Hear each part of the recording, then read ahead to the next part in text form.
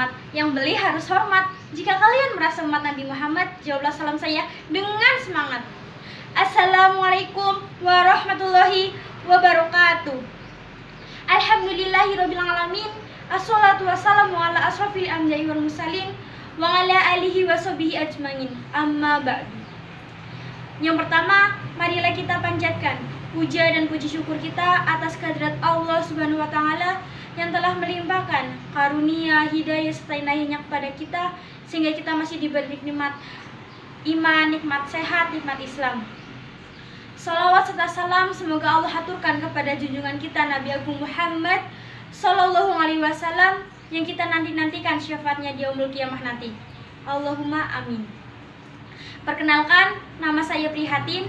Saya dari PAY Putri Aisyah Haja Alfiatun Ihsan Kebumen.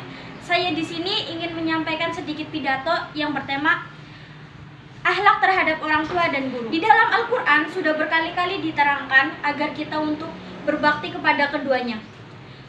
Salah satunya dalam Quran surat Al-Isra ayat 23 dan 24. Bahkan Nabi pun bersabda yang berbunyi Ridhollahi fi ridhol walidaini, yang artinya ridho Allah terdapat pada ridho kedua orang tua. Dari hadis di atas kita sudah dapat mengambil kesimpulan, yaitu ketika kita ingin diridhoi oleh Allah, maka kita harus mencari ridho kedua orang tua dulu. Bagaimana caranya? Dengan cara berbakti, menyayangi keduanya, menghormati keduanya, menaati perintah keduanya. Tetapi di poin yang terakhir ada pengecualian. Ketika kita diajak oleh orang tua untuk kepada yang kebaikan, kenapa kita harus menolak? Tetapi ketika keduanya mengajak untuk kekufuran dan syirik kepada Allah, maka tidak perlu untuk ditaati. Karena ajaran agama kita mengajarkan agar seorang anak menaati perintah kedua orang tuanya selagi perintah itu tidak bertentangan dengan agama Islam. Ingat teman-teman, doa kedua orang tua itu sangat diijabah oleh Allah. Oleh karena itu, berbaktilah kepada keduanya, sayangilah keduanya, agar apa doa yang diucapkan oleh keduanya, doa yang baik-baik, bukan yang sebaliknya. Di dalam dunia ini tidak ada yang tidak mungkin. Oleh karena itu, selama kita masih hidup, selama orang tua kita masih ada, berbuat baiklah kepada keduanya, agar kita tidak menyesal nantinya. Di dunia ini tidak ada orang yang dapat membayar pengorbanan keduanya. Sesukses apapun seorang itu, dia tidak akan dapat membayar pengorbanan keduanya, walaupun itu dengan emas, permata, ataupun intan. Oleh karena itu, bagaimana cara membayarnya? Dengan cara kita berbakti. Lalu bagaimana jika orang tua kita sudah tidak ada?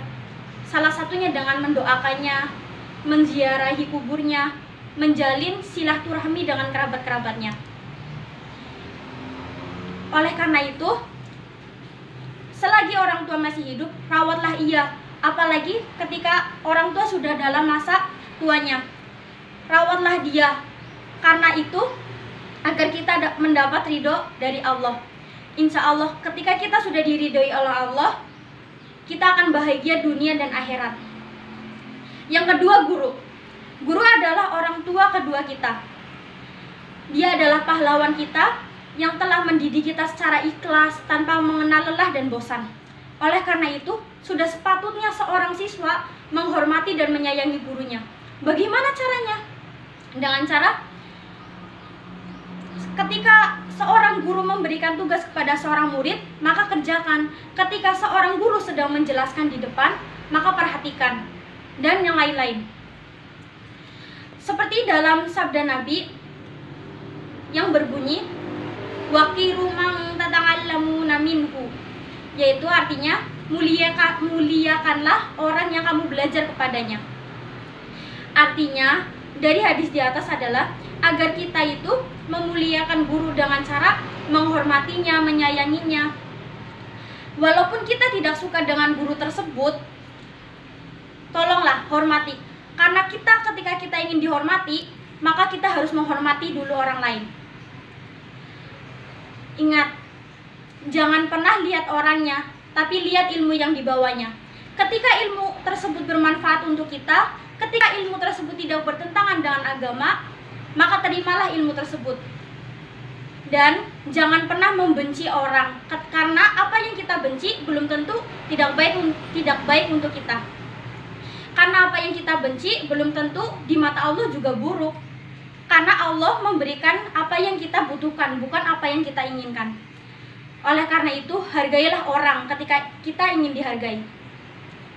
Dari kesimpulan pidato yang saya sampaikan, sayangilah orang-orang yang telah mendidik kita, yang telah menyayangi kita, yang telah mendidik kita dari kecil, yang telah merawat kita dari kecil. Hormatilah dia, berbaktilah kepadanya. Sekian pidato dari saya, kurang lebihnya saya mohon maaf. Semoga bermanfaat untuk teman-teman. Nun wal qalami wa mayasturun fastabiqul khairat. Wassalamualaikum warahmatullahi wabarakatuh.